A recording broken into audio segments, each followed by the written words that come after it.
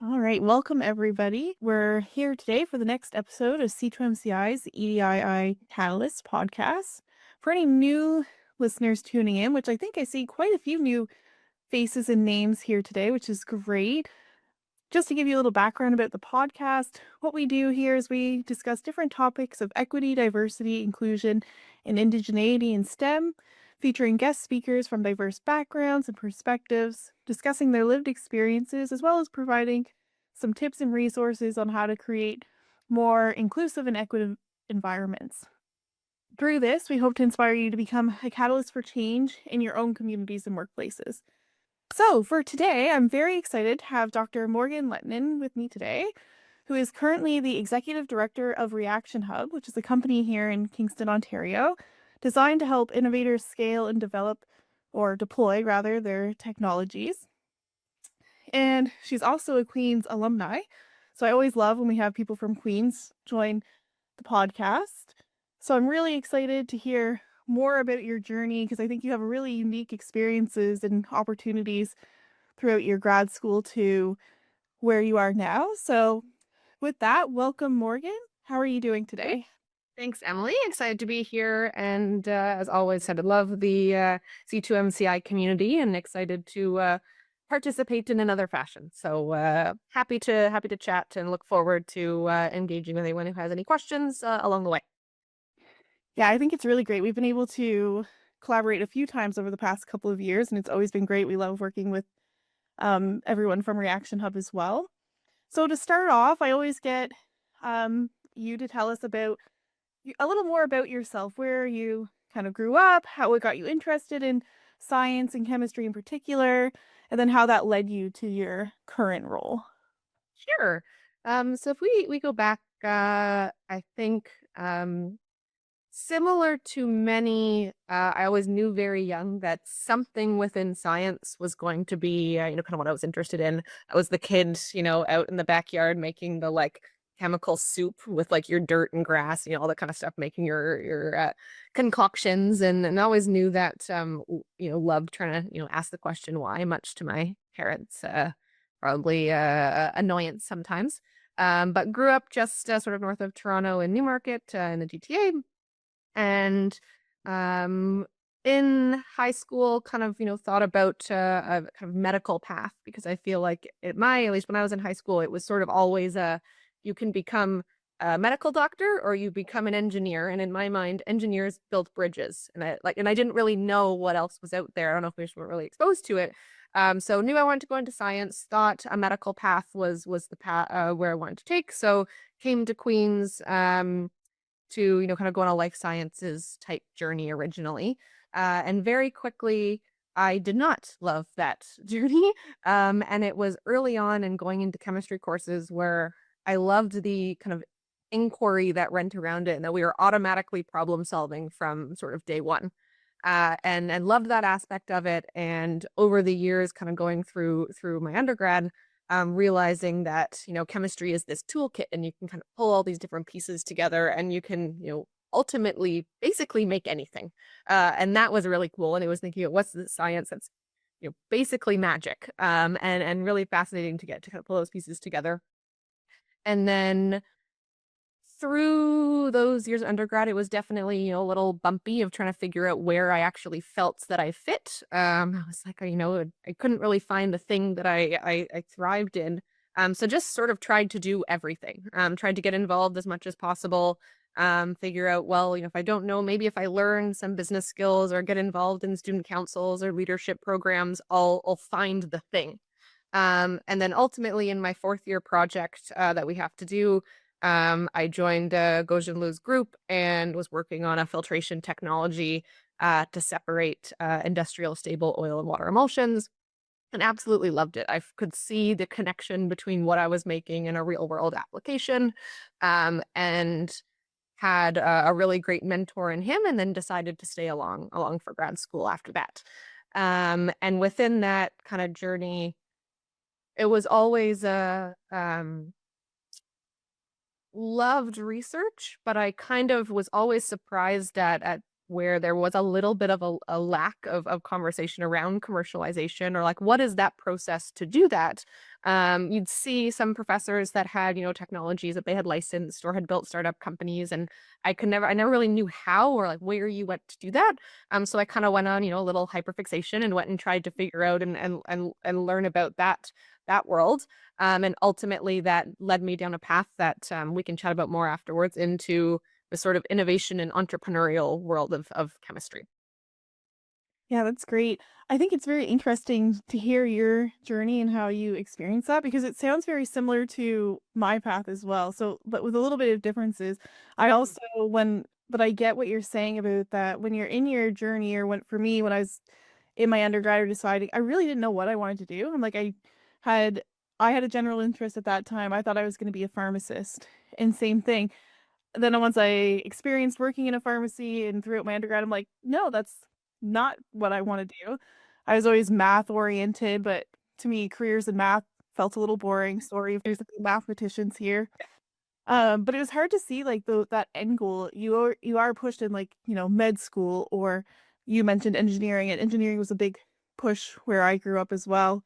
So then seeing those other parts was hard to grasp. And then I think in grad school, it was also kind of narrow of like you are going to be a professor or you go into industry. But then what does that industry part look like? And I think this is a great example of where you're technically in industry, but I feel like it's a different route than just going to industry and working behind the bench.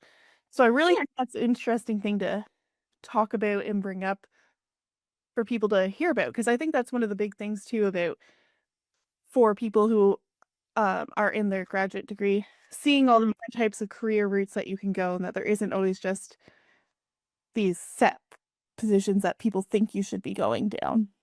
Absolutely. I think like your point of it's been getting better a lot since kind of when we were in earlier phases of grad school. I think the awareness of different types of careers is a conversation that's happening. And I imagine if we talk to, our profs, they will say, over their careers, they're seeing it change as well.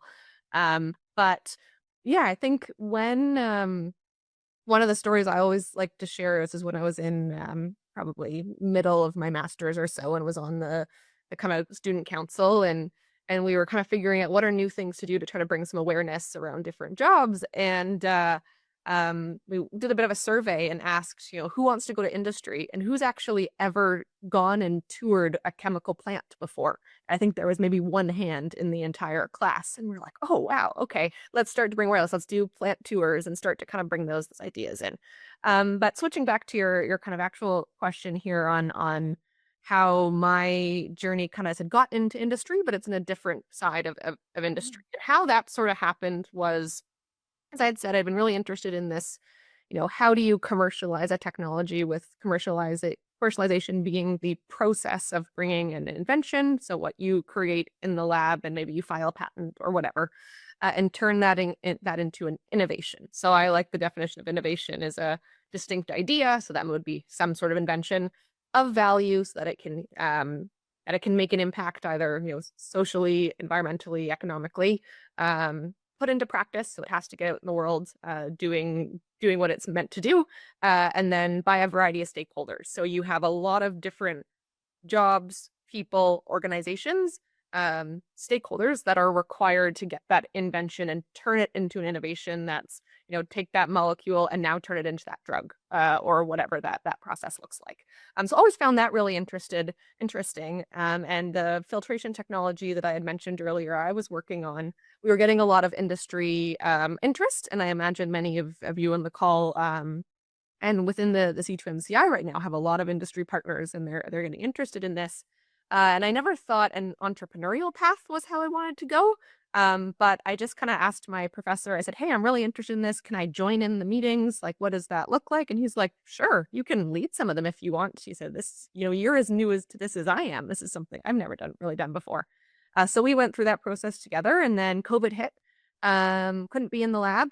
And Kingston had also just had a decent chunk of money to set up women in entrepreneurship programs. So I said, I can't be in the lab. Why not take some of these programs and start to have all these different experiences? And then said, all right, I still can't go back in the lab. Let's start a company.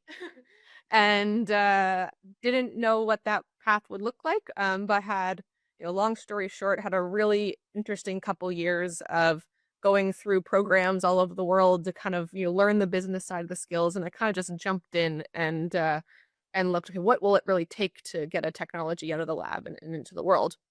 And through that journey was where I really learned that the path to do that is not clear, is not laid out or taught anywhere.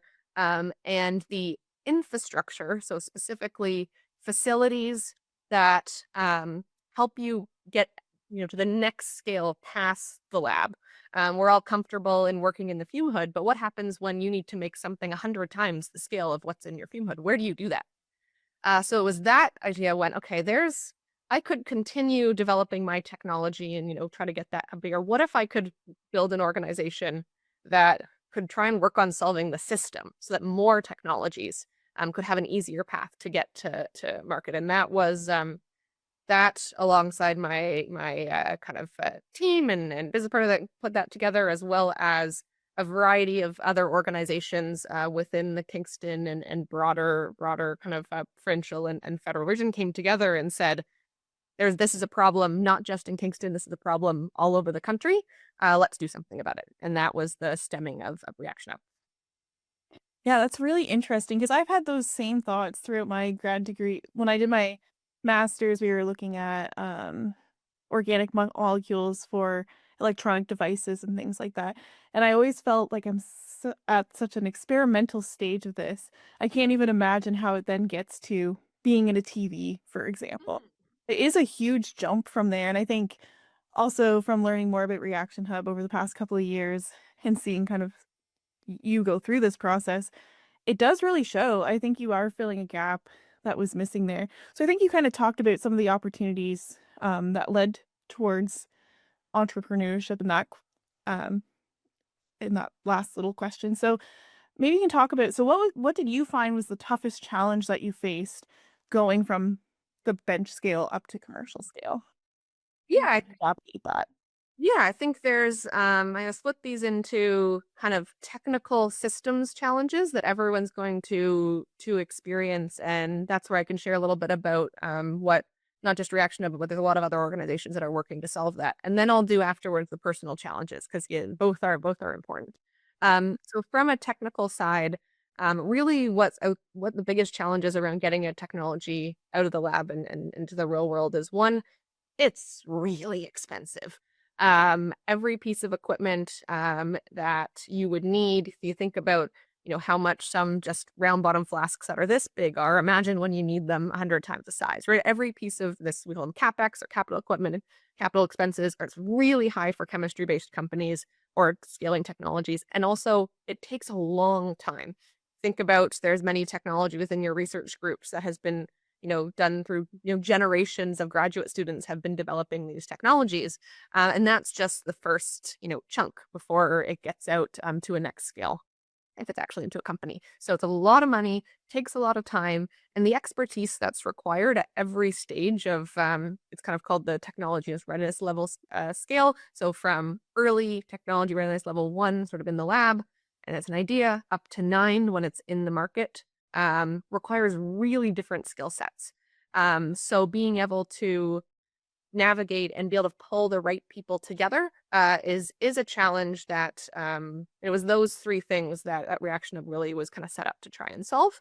But I think with that challenge comes an opportunity because for a lot of people, and I imagine in this call, you're coming from a technical background first. But I strongly believe that throughout that scale up process, having a technical understanding first is really critical. Then you can build off other skills to be able to help in different phases. So within our team, we have a variety of kind of PhD chemists and chemical engineers that understand what it means to turn, molecule A into molecule B and all the intricacies that go into that. But then we've worked with them to learn the business side so that now you can communicate that technical specifications to others in the world, investors, government, etc. And being a translator in that phase is a super lucrative place to be. So it's something I always say too. If you're interested in learning little bits about the business, you can absolutely do that. You can't teach business folk chemistry. You can teach chemistry folk business.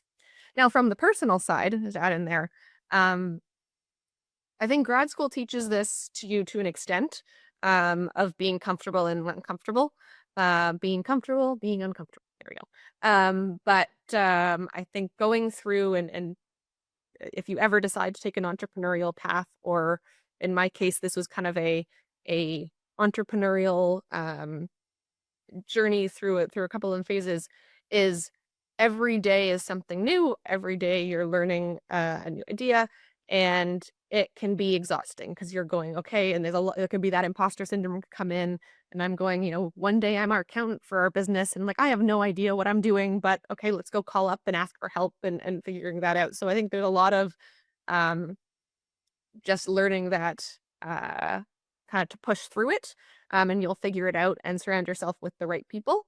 But I would also say that grad school does set you up well for these types of situations if you dig deep and remember that. Sometimes it's easy to forget.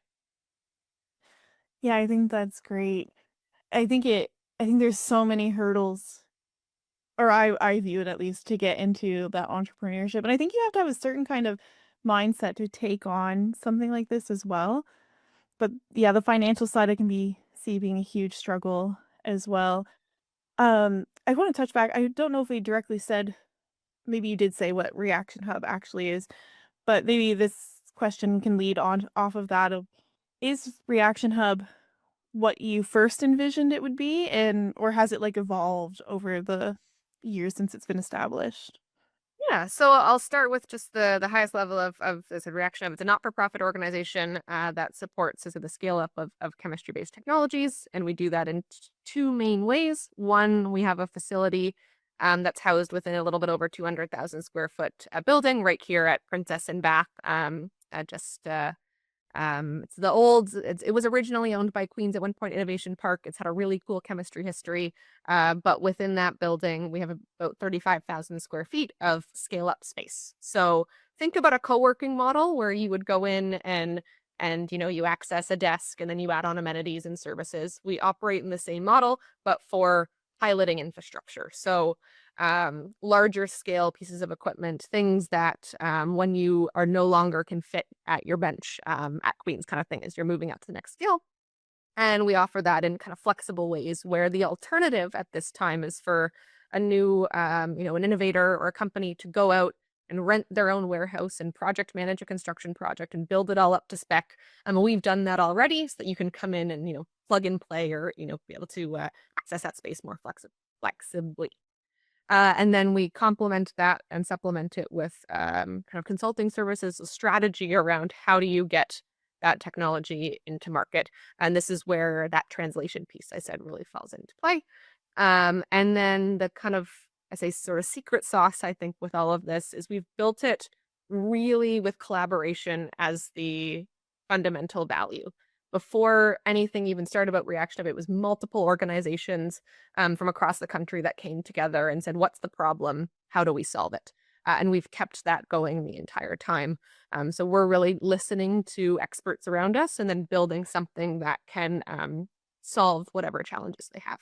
And then your question of what do you think, changing the original vision versus now? I think when we started, we always had a big vision for what we could achieve. But I think some of the opportunities that have come to fruition the last couple of years were things that, I maybe not expected for later in my career, or different things. It's been really cool to see pieces come together. And also some of the companies, we just had our first company really fully set up and get operational in the space. And they're a more geological chemistry based company where they basically have a mineral that they process and then they can use it as a fertilizer and it stores carbon. I never expected to be, supporting a company in a field like that, knowing my background. Other things, I'm heading in a couple weeks to India because I was invited to come and speak about Reaction Hub and about this model. And so it's all these things that are just like outside of your wildest dreams that you're like, why are you asking me? I'm like, I don't know. I just built this thing that, was a problem I felt in a previous life, and now I'm trying to solve it. So I think to anyone out there, create and cast the biggest vision and then just keep running towards it because you'll never know what will come up along the way. Yeah, I think that's a great message to leave with everyone with as well. And I think it's true of I think it's a great there's two things. I'm getting caught up here. One, the message of you were just trying to solve a problem that you were facing. And then I think that makes you realize that oftentimes if you're facing a problem, and this could be anything, chemistry, maybe EDI related, you're probably not the only person experiencing that problem.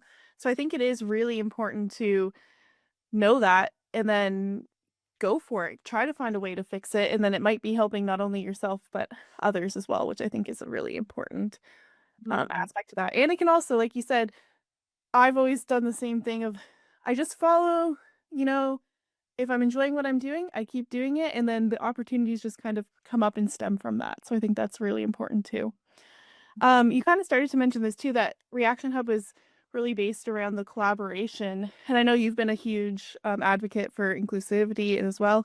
Is there anything particular that you're doing at Reaction Hub to support that collaboration and inclusive environment? Yeah, I think one of the like a value that we've sort of set up from the beginning, and you'll have to ask my team how it's going. But I think Sebastian, who was the other kind of individual that I started this with, and we've grown the team from started the two of us, and then at the beginning of 2025, we were at 4, and we're now at 10. So we've been growing quite quickly, which is really exciting. But really setting up as much of a safe space as possible, both from to ensure each individual, but also from learning styles and working styles. We all have there's a decent amount of neurodivergency within our team, and we always like to say, what is the best way to set up where you as an individual can be successful, an individual within our team with kind of, those non-visible disabilities of going, okay, what are ways that we can make sure that everyone can be successful to the best of their ability, especially in a team where we're growing fast and we're all working really hard. Checking in and kind of bringing back that, if you burn out this week, that means that next week we're down, down some energy. So it's a marathon and not a sprint, and really trying to build a culture of kind of checking in and sort of protecting each other, both from our mental, emotional, and physical states as well. And then I think that um, we have some um, skills development and sort of skilling initiatives in the pipeline. They're not candidates left. There's still things that are in progress to sort of get teachings and things around chemistry scale up to a broader community. And that's something that we're really kind of trying to focus on. What are how do we make sure that those programs are the most giving the most opportunities to all, no matter if your location, the ability that you can access them, all those kind of things to make sure that, that these types of learnings are available to everyone. Yeah, I think that's great. So this conversation, I feel like we could talk about this for hours, but we are getting close to the end of our time. I'll ask Morgan one more question, and maybe what advice would you give to graduate students or entrepreneurs who are unsure of what comes next after Mhm. academia, and how can they kind of get into this space? Yeah, I think I'll split it into two. So if you're a grad student who's not 100% sure where you want to go, but you want to kind of maybe leave academia and sort of go into industry, I think it's a little challenging right now because, fairly it is a tough job market. It's quite sad sometimes that we're in such a growing field, but the market is competitive, and I think a lot of that is to do with everyone's pausing right now, waiting for the federal budget to come out, and then this next quarter will be really interesting. But I think one is not to get discouraged because I think sometimes coming out of grad school, you are surrounded by so many smart people, you have so many PhDs, and you can forget. And I know I did this, that you are very highly specialized and very expert in your field, and going out, as if you're going into a role that's a little bit different than what you studied, that you are still an expert, so be able to keep that and internalize that, um, and I think for both grad students or if you want to go into entrepreneurship, is People always say, you should network, but I think the more key point is to build relationships, and to start that, and kind of people that are interesting to you, reach out, chat. The more relationships and kind of insights that you can gain, um, you'll never know where those will come up years later on. One of the coolest stories I think is the first time I ever went to a CSC conference. I went to the industry panel, and sat beside an individual, and I chatted with him, and he at the time worked at a research institute called XRCC out of Mississauga. He was probably 10, 20 years older than me. We just sat beside that. Now, about how many years is that later? Over 10 years later, he is a VP for a startup that we're working with. So it was this whole full circle of, I had no idea where that connection would come in, but now we're working together later on. So building those relationships and fostering them, 'cause you never know where they'll come back. Yeah, I think that's really awesome. I think building those relationships and taking the opportunities when they come to go to conferences and things like that where you can build those networks is really important. Good. If anyone ever, Emily has my email, but then also LinkedIn is the easiest way if ever want to connect or come by for, we try like quarterly or so to do open house sort of tours of the space and actually come meet the team. And we're always looking for, um, within the kind of operations that we have, experts that can come on and support us in consulting projects or grow into other roles. So we like to do these open houses just to see who's interested and who would be interested in learning more ideas about this world, and then also coming and checking out the space and meeting some new folks. So keep your eye out for that in the future. Yeah, the events are always awesome. I got to go on a tour of Reaction Hub. It is in its early stages. It'd be really interesting to come back again now that you guys are more set up to see the progress. So we always like to end on a fun question. So, what is your favorite chemical element or molecule and why? This is such a hard question. Um, so I was thinking, I was like, okay, I was going back through, I was thinking about, if there's going through my research, like, was there anything that really stood out?